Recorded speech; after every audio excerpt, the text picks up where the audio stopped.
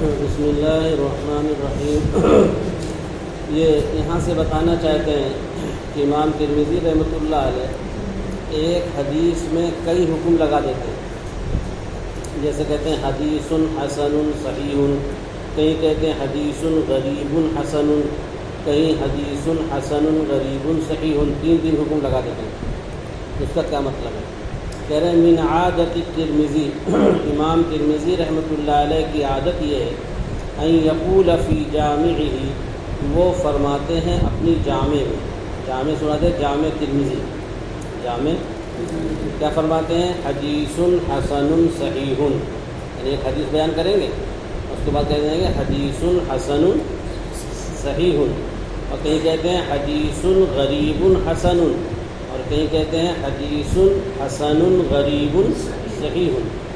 اب کہتے ہیں ولا شبہۃ فی جواز اجتماع الحسن والصحۃ، کوئی شبہ نہیں ہے حسن اور صحت کے جمع ہونے کے جواز میں، یعنی ایک حدیث حسن بھی ہو سکتی ہے صحیح بھی ہو سکتی ہے، تو حسن سے مراد لیا جائے گا حسن لذاتہ، اور صحیح سے مراد لیا جائے گا صحیح لغیرہ، بأن یکون حسنا لذاتہ و صحیحا لغیرہ، اس طور پر کہ وہ حسن لذاتہ ہو اور صحیح لغیرہ ہو۔ وکذالک فی اجتماع الغرابۃ والصحہ، اسی طرح کوئی شبہ نہیں ہے غرابت اور صحت کے جمع ہونے میں، ایک حدیث غریب بھی ہو سکتی ہے صحیح بھی، پیچھے پڑھا تھا آپ نے کہ غرابت صحت کے منافی نہیں ہے، ایک حدیث کے راوی ایک ہے اور ایک راوی ہے غریب ہوگا، لیکن سب ثقہ ہیں تو غریب بھی ہے اور صحیح بھی ہے، اس میں بھی کوئی منافات نہیں ہے نا۔ خود دیکھیں عمران ولا شبہۃ، اور کوئی شبہ نہیں ہے، اور ہاں سمجھ ہے نا، کوئی شبہ نہیں ہے غرابت اور صحت کے جمع ہونے میں، کما اسلفنا، جیسا کہ ہم نے بیان کیا، اسلفنا میں جیسا کہ ابھی ہم نے۔ وَأَمَّا اجتماع الغرابۃ والحسن، بہرحال غرابت اور حسن کا جمع ہونا، جہاں وہ یہ کہتے ہیں کہ حدیث غریب حسن، اس میں اشکال ہے کہ امام ترمذی رحمۃ اللہ علیہ حسن کے لیے تعدد طرق مانتے ہیں، اور غرابت میں یہ کہ ایک طریق سے مروی ہو، تو جب متعدد طرق سے منقول ہے تو پھر غریب کیسے ہوگی، اور غریب ہوگی تو حسن کیسے ہوگی، اس میں تھوڑا سا اشکال ہے۔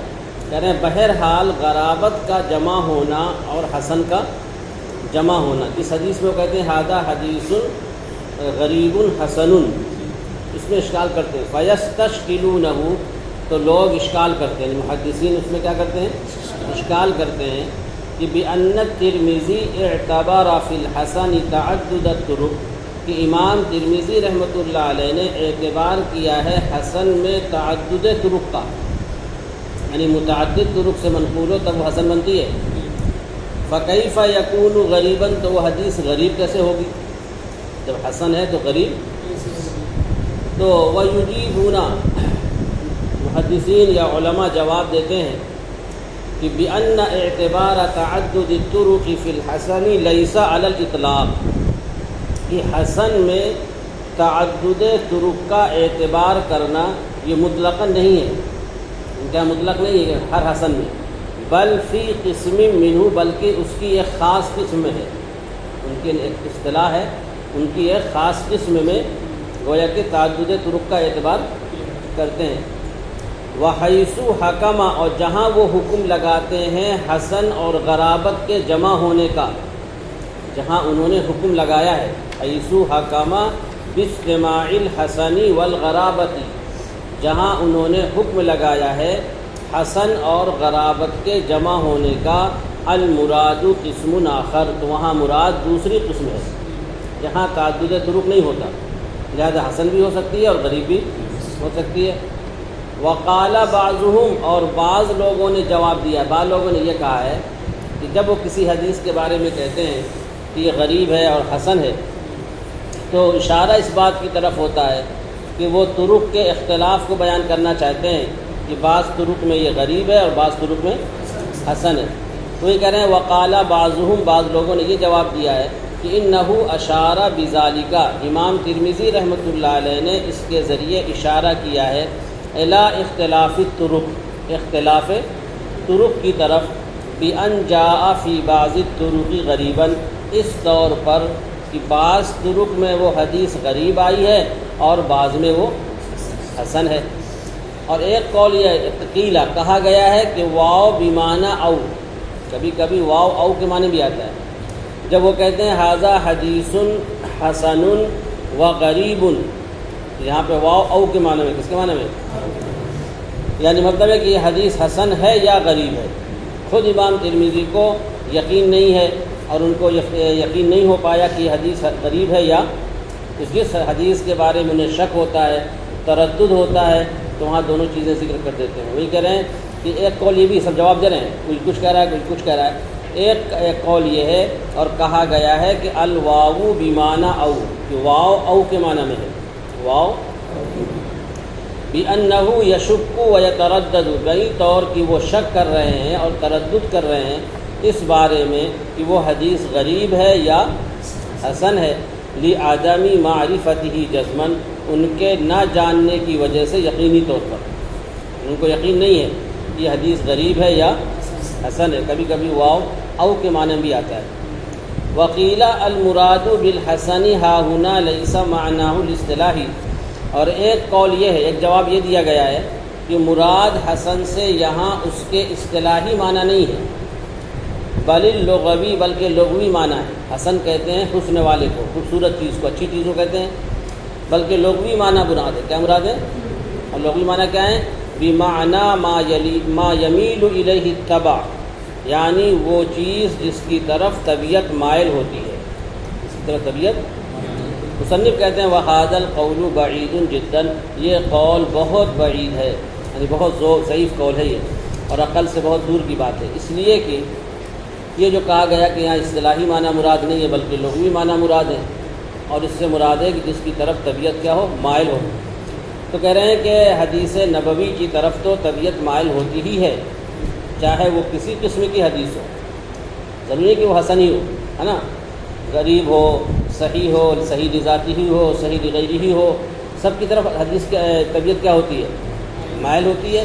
تو یہ کہنا کہ حسن سے مراد یہاں اصطلاحی معنی نہیں ہے بلکہ لغوی معنی مراد ہے، یہ کہنا درست نہیں ہے، ٹھیک ہے نا، یہ قول ضعیف ہے۔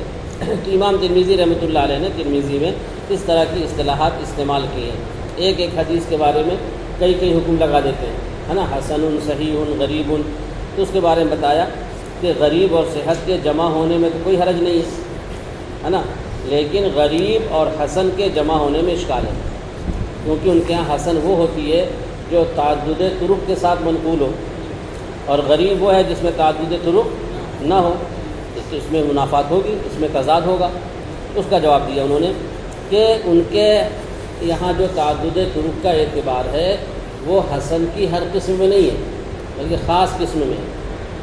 اور جب وہ کہتے ہیں ھذا حدیث حسن غریب، اس کا مطلب ہوتا ہے کہ دوسری قسم مراد ہے۔ کیا مراد ہے؟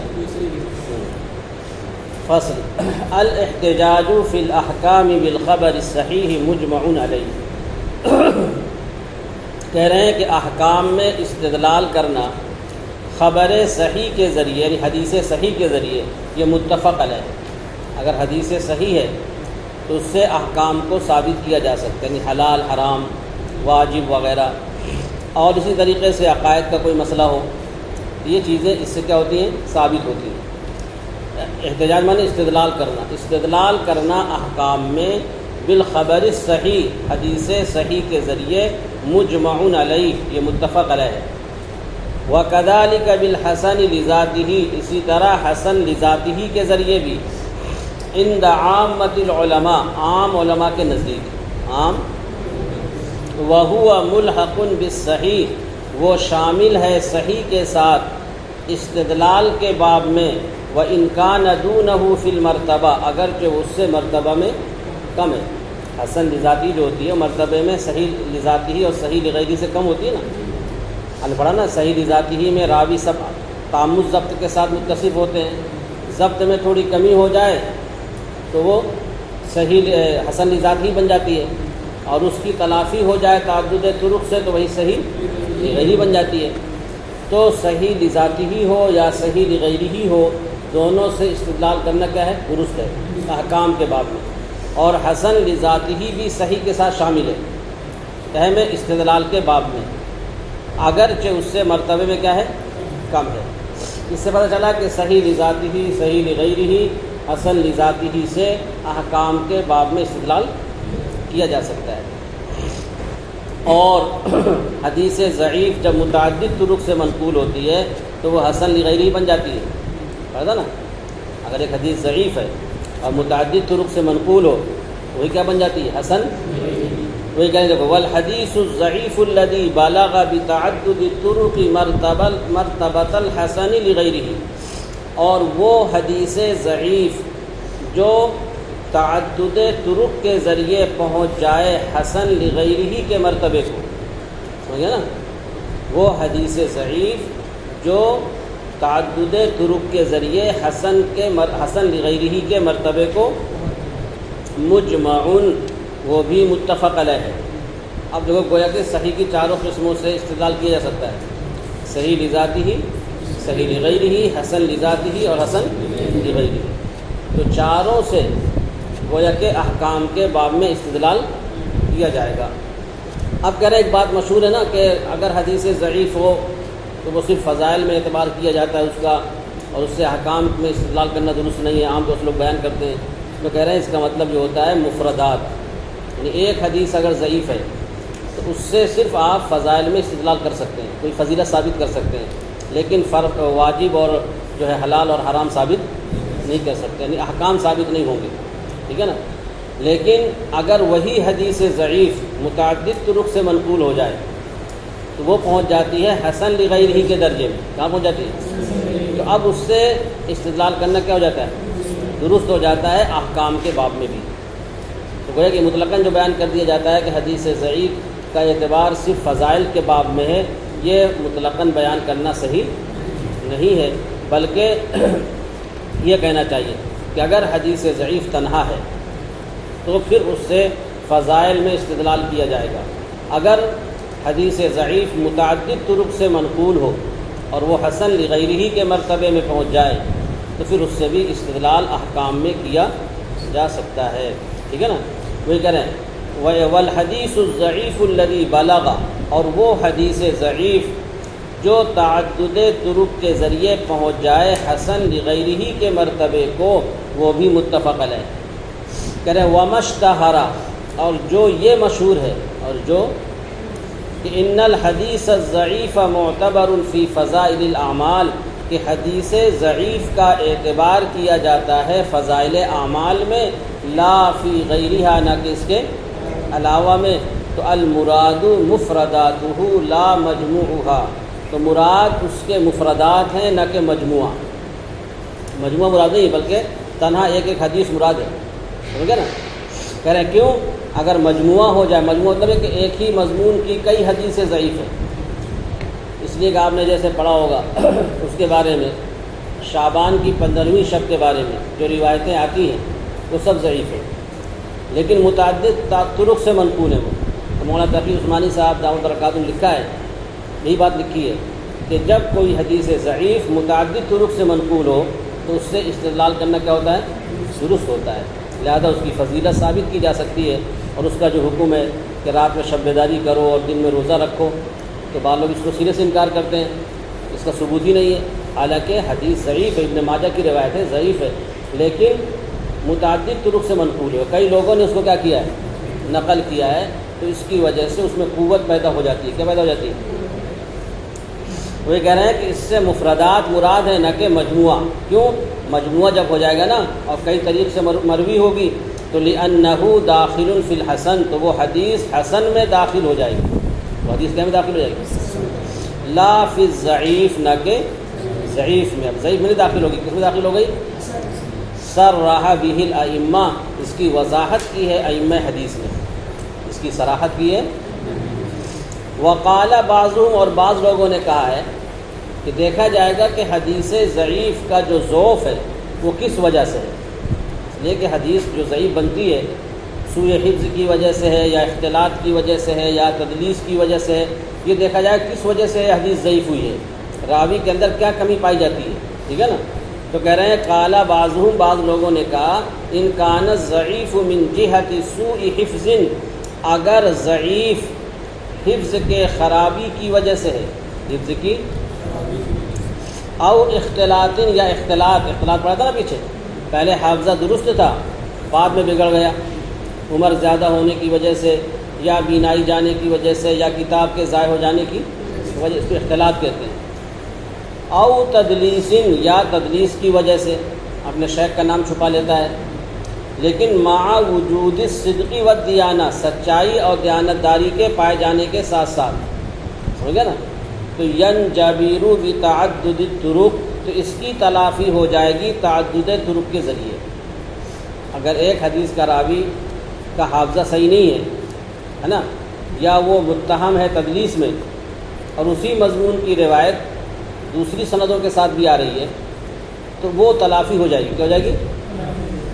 لیکن کہہ رہے ہیں وَإِنْ كَانَ مِنْ جِهَةِ اتِّهَامِ الْكِذْبِ، اور اگر حدیث ضعیف ہو اتہام کذب کی وجہ سے، یعنی جھوٹ کی تہمت لگی اس پر، راوی پر، اب شذوذ یا شذوذ یعنی مخالفت ثقات جسے کہتے ہیں، او فحش الغلط، یا غلطیوں کی زیادتی کی وجہ سے، غلطیوں کی، تو لا ینجبر بتعدد الطرق، تو پھر اس کی تلافی تعدد طرق سے بھی نہیں ہوگی، ہو گیا نا۔